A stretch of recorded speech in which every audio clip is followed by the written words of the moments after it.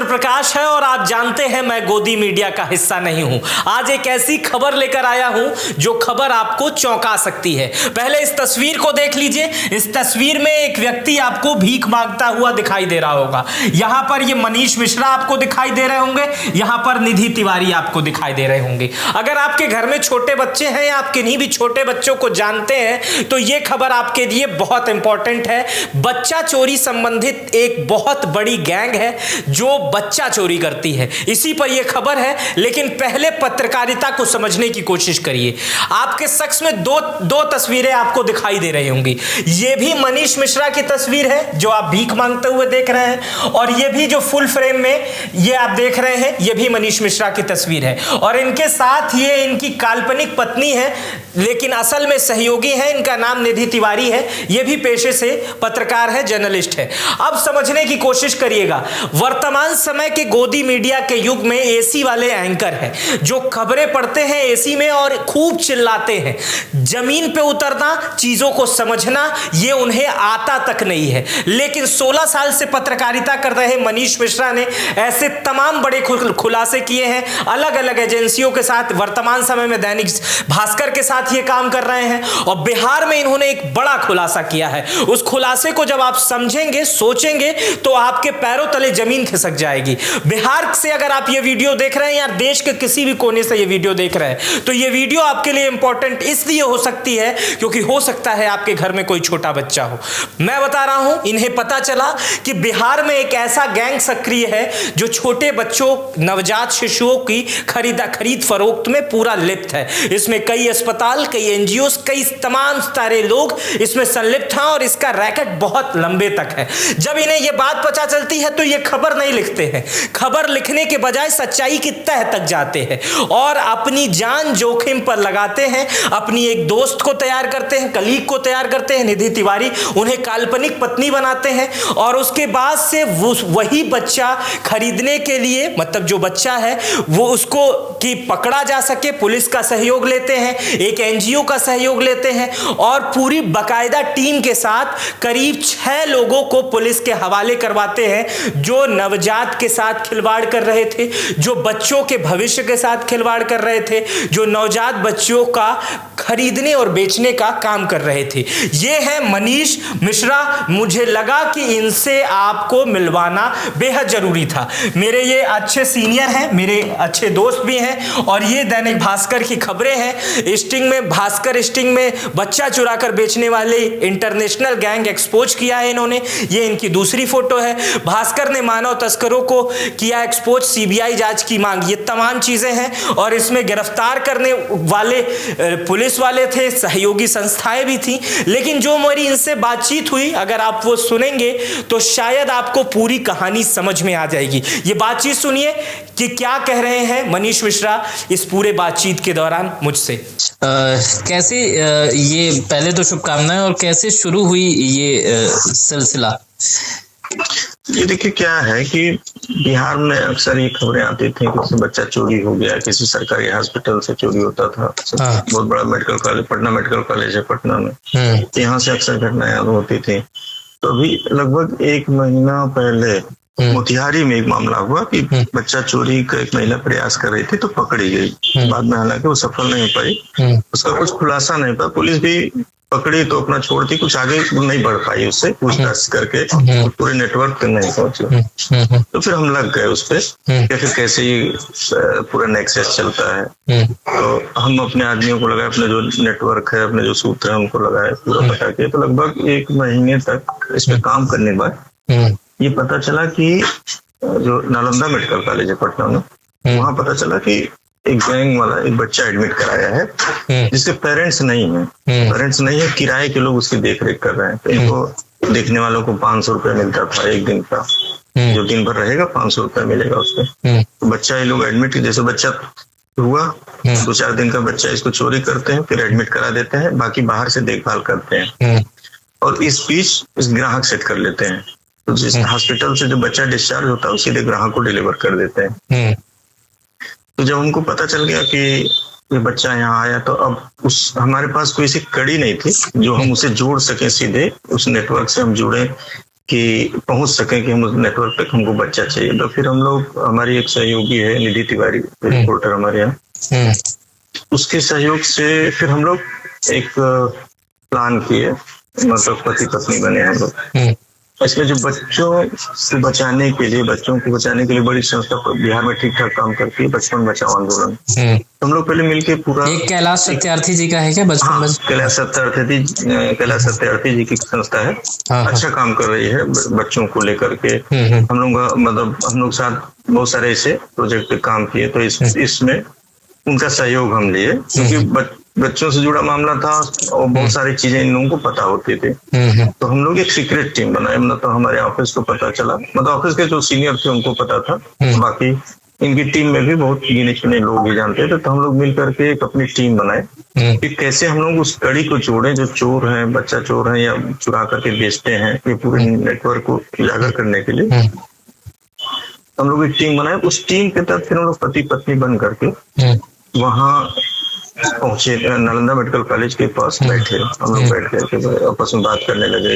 वो लड़की जो हमारी रिपोर्टर थी वो फोन करने लगी अपने घर पे, नाटक ये सब कुछ था, तो ये बच्चा नहीं है, वो आदमी बुलाया था आज यहाँ कि हम बच्चा दे देंगे, लेकिन उसका लोग फोन नहीं उठा रहा है। तो ऐसा हम लोग नाटक किए। जब करीब 40-45 मिनट तक हम लोग का ये नाटक चला, तब कुछ लोग उस हमारे सहयोगी के पास आकर के बैठे।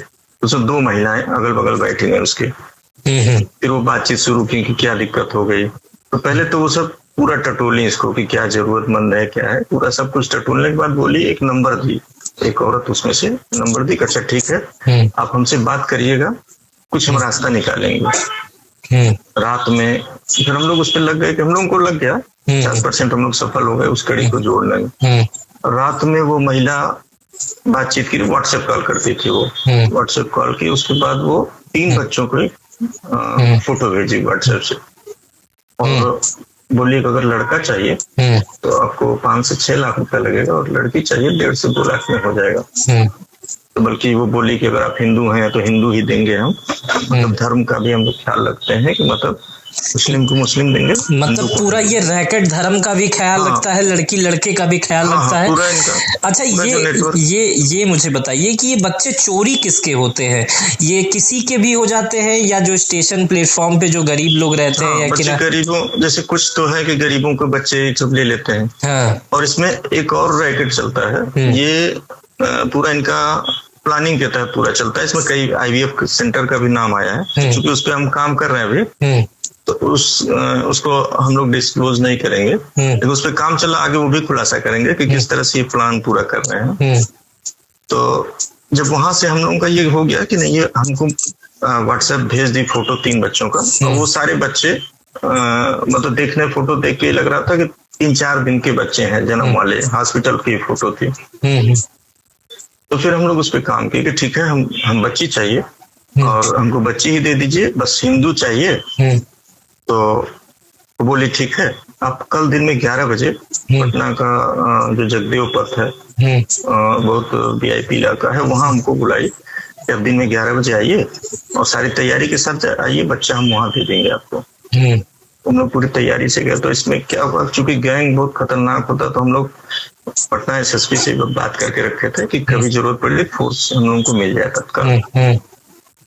तो हम लोग उस जगह पहुंचे, फिर उस महिला को फोन किया गया, तो बोली कि थोड़ा सा हम व्यस्त हो गए, मतलब दीदी व्यस्त है, दीदी का नाम दिए, किसी दीदी का नाम दिए कि वो दीदी व्यस्त है, आज उनकी बेटी का एग्जाम है, तो वो 4 बजे के बाद टाइम दिए हैं, तो 4 बजे बाद फोन करिएगा, तो हम लोकेशन आपको बताएंगे कि कहाँ मिलेगा बच्चा, कहाँ हम लोगों को चलना होगा। तो फिर 4 बजे हम लोग फिर पूरी तैयारी के साथ फोन किए इनको।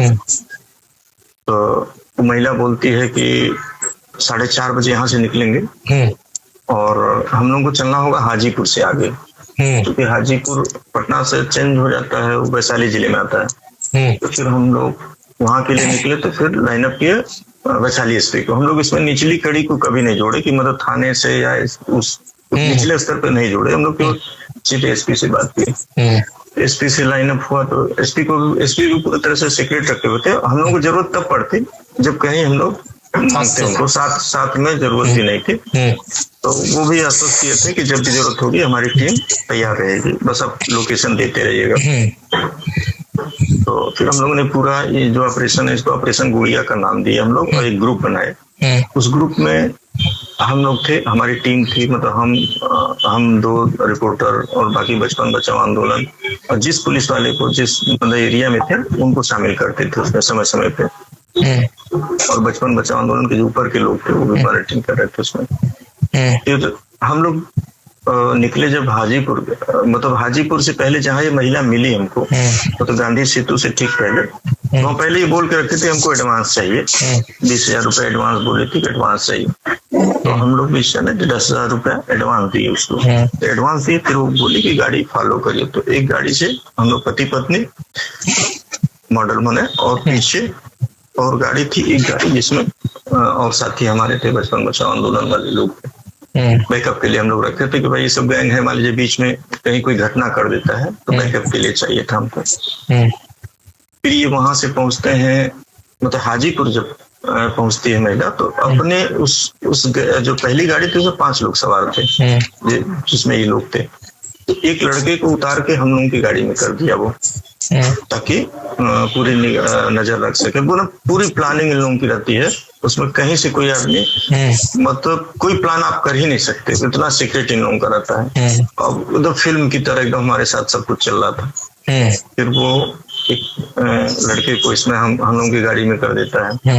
फिर वो लड़का बार बार टी शर्ट, मतलब किसी न किसी बहाने से अपना हथियार दिखाना चाहता था कि हथियार दिखे, हम लोग कंट्रोल में रहे, कोई चालाकी ना कर सके। फिर वो गाड़ी पहुंचती है। फिर क्या हथियार में क्या रहता है उसके पास? कट्टा रहता है। अच्छा। हाँ, मतलब दिखाता उसी तरह से, चमकता हुआ स्टील जैसा रहता है। तो पैंट में लगाया रहता, तो टी शर्ट उठा के बार बार दिखाना होता है उसको। हम लोग हाजीपुर से जब आगे पहुंचे तो हाजीपुर एक पेट्रोल पंप पे रुकी। फिर वहां हम ही लोगों के पैसे से तेल भरवाया उसने अपनी गाड़ी में। पैसा मांगा कि भाई आपके काम से चलना है तो तेल लेना। तो वहां उस पेट्रोल पंप पे वो लड़का उतरा, फिर दूसरी उस गाड़ी से दूसरी लड़की को बैठा दिया, हमारे महिला थी जो गैंग की। तो वो आ गई, वो मोटिवेट करना। तो उन सबों का उद्देश्य था हम लोगों के बारे में पूरा पता लगाना, किस तरह से फोन आ रहे हैं, या हम लोग किसी से बात तो नहीं कर रहे, पूरा सब कुछ इतना जानकारी लेते रहे। फिर मुजफ्फरपुर जब ये लोग पहुंचे तो बहुत रात कर दिया वहां, जानबूझ के रात कर रहा था कि इसमें कहीं ना कहीं से मतलब उद्देश्य था कि रात करके ही लोगों को बच्चा डिलीवर करना है। मुजफ्फरपुर में 1.5-2 घंटे का समय नुकसान किया ये लोग। फिर उसके बाद ये बोली कि मोतीपुर चलना है। तो मोतीपुर मुजफ्फरपुर का इलाका है, लेकिन तो बहुत सेंसिटिव है, क्राइम वाला इलाका। तो मोतीपुर सुन के हम लोग डर गए।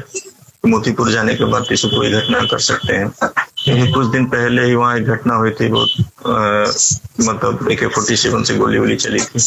तो हम लोग डर गए, लेकिन फिर भी ये था कि भाई इतना जब आ गया तो गैंग का खुलासा करना ही।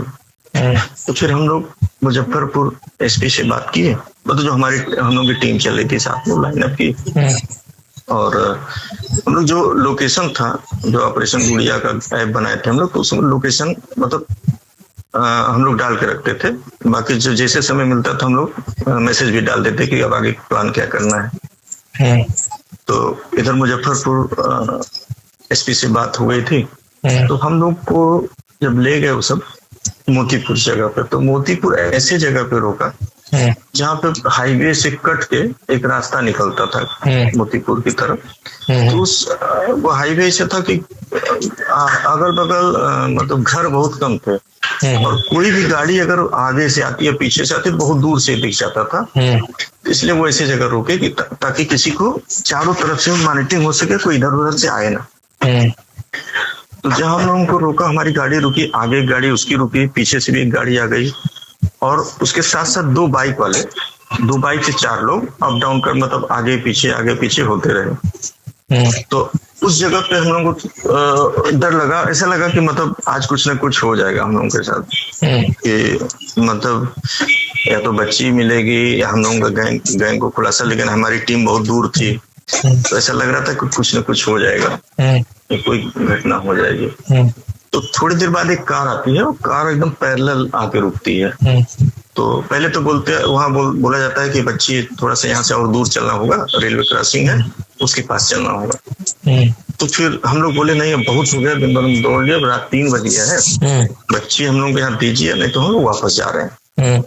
तो फंसाए रखा, उलझाया बहुत सारी बातों में। फिर बोला कि अच्छा ठीक है 15 मिनट और वेट करिए, बच्ची आ रही है। तो फिर एक गाड़ी आती है, हम लोगों की गाड़ी की पैरेलल रुकती है, और उसके पहले ये जो महिला रहती है वो गाड़ी का पूरा शीशा हमारे खुलवा देती है, लाइट जलवा देती है।